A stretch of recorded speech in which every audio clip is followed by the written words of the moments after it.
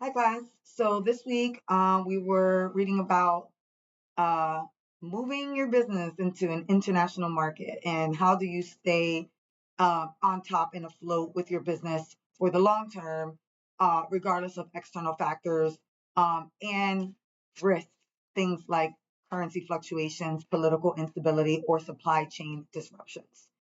Initially, when I read the readings for this week, I wanted to answer this by saying diversification is like the all end all be all answer for just managing risk and staying, I guess, staying competitive.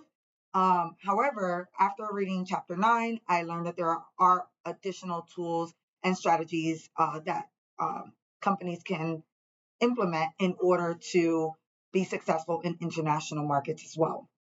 So, in order for a company to see success in entering a foreign market for the first time, there are many strategies and a lot of research that must take place. In Chapter 9, PESTLE is discussed as a valuable tool that companies can use to consider international diversification. When managing potential risks like currency fluctuations, political instability, and supply chain disruptions, PESTLE can help a business be more strategic and careful in a foreign market. Political and economic factors could absolutely interfere with a company's ability to stay profitable and successful in its market. In order to manage this, however, companies should proactively and continuously analyze its external market through the CAGE, aka CAGE framework, and have plans in place to shift gears if necessary. In using the CAGE framework, a business can break down how closely its current business environment, i.e., the business that currently exists and where it currently exists, to one in a foreign country. So you should be looking at the C, the A, the G, and the E in the framework. Obviously, if you read the chapter, you know exactly what that means.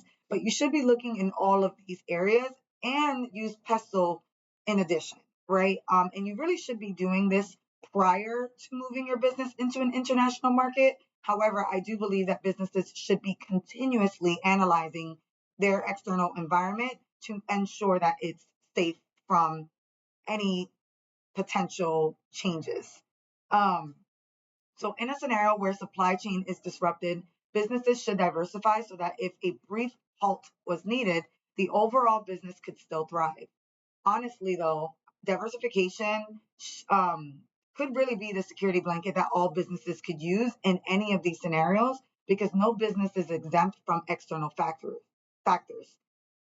However, through proactive attention and contingency plans, a business can still come out safe and on top, and hopefully for the long term.